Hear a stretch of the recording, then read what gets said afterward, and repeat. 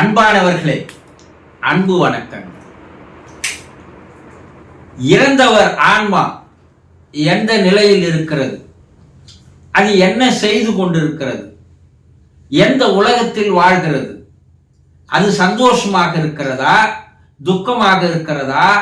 இதையெல்லாம் தெரிந்து கொள்வதில் நீங்கள் ஆர்வத்தோடு இருக்கிறீர்கள் இல்லையா?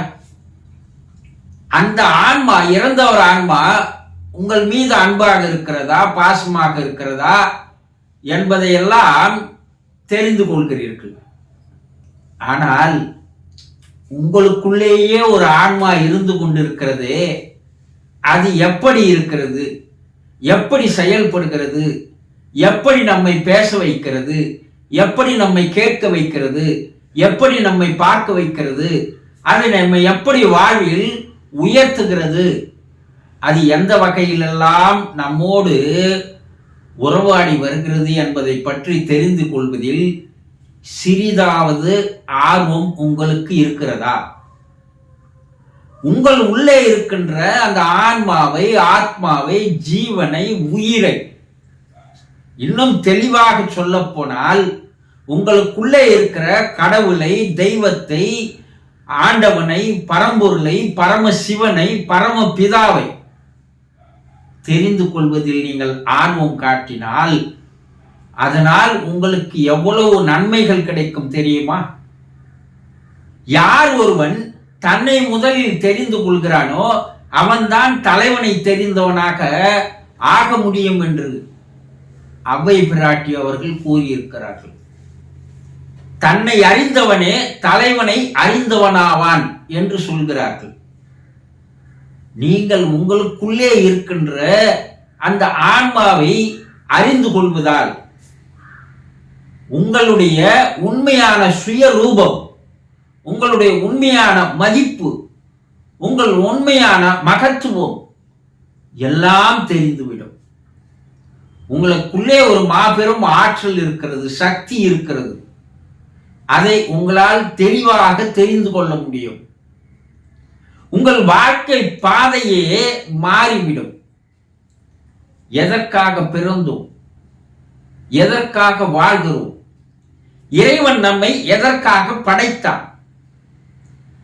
ஏதோ சாப்பிடுவது, தூங்குவது, உறவாடுவது, அதோடு முடிந்து போவதல்ல வாழ்க்கை. அது எல்லா பிராணிகளும் மிருகங்களும் கூட செய்கிறது. அதையே நீங்கள் செய்தால் உங்களுக்கும் மிருகங்களுக்கும் என்ன வித்தியாசம் இருக்க போகிறது? யோசனை செய்து பார்த்தீர்களா? ஆறாம் அறிவு, பகுத்தறிவு, சிந்தனை அறிவு இதெல்லாம் இருப்பதாக மார்த்தட்டி பேசிக்கொள்கிறோமே, அந்த அறிவினுடைய உண்மையான ஆற்றல் என்ன? அந்த அறிவு எவ்வாறு நமக்குள் செயல்பட வேண்டும்? அந்த ஆத்மாவை அறிந்து கொள்வதற்காக தான் உங்களுக்குள்ளேயே நான் இருக்கிறேன், என்னை நீங்கள் தெரிந்து கொள்வதற்கு மிக எளிமையான ஒரு வழியை நான் தருகிறேன். அதற்கு அறிவு என்ற ஒரு கருவியை தருகிறேன். அந்த கருவியை கொண்டு என்னை நீங்கள் உணர்ந்து கொண்டால், என்னை நீங்கள் தெரிந்து கொண்டால், என்னை நீங்கள் அறிந்து கொண்டால் என் நிலைக்கு நீங்களும் உயரலாம் என்று இறைவன் உங்களிடம் கூறுகிறார். அறிவே ஆண்டவன் என்று பேசுகிறோம். ஆனால் அந்த அறிவை வைத்துக் கொண்டு நாம் ஆன்மாவை அறியாமல், ஆண்டவனை அறியாமல் வாழ்வது ஒரு வாழ்க்கையா? சிந்தித்து பாருங்கள். அந்த ஆன்மாவை அறிந்து கொண்டுவதுதான் ஆன்மீகம் என்று பெயர். வேறு எதுவும் கிடையாது. ஆன்மீகம்னா நீங்கள் நினைப்பது போல கிடையாது. உங்களுக்குள்ளே ஒரு ஒளி இருக்கிறது, ஒரு தீப ஒளி இருக்கிறது, ஒரு வெளிச்சம் இருக்கிறது. அந்த தீப ஒளியை, வெளிச்சத்தை நீங்கள் காண்பதுதான் ஆத்ம தரிசனம் என்று பெயர். அந்த ஆத்ம தரிசனத்தை நீங்கள் பார்த்து விட்டால் உங்கள் வாழ்க்கை பாதையே மாறிவிடும். உங்களுடைய சிந்தனை மாறிவிடும். உங்களுடைய எண்ணங்கள் மாறிவிடும். நீங்கள் ஒரு உயர்ந்த நிலைக்கு, தெய்வ நிலைக்கு உங்களை நீங்கள் உயர்த்தி கொள்ள முடியும். ஆகவே உங்களுக்குள் இருக்கின்ற அந்த ஆன்மாவை முதலில் அறிந்து கொள்வதற்குண்டான ஒரு ஆர்வத்தை ஏற்படுத்துங்கள், ஒரு அக்கறையை எடுத்துக் கொள்ளுங்கள், அதற்குண்டான ஒரு பயிற்சியை கற்றுக்கொள்ளுங்கள்.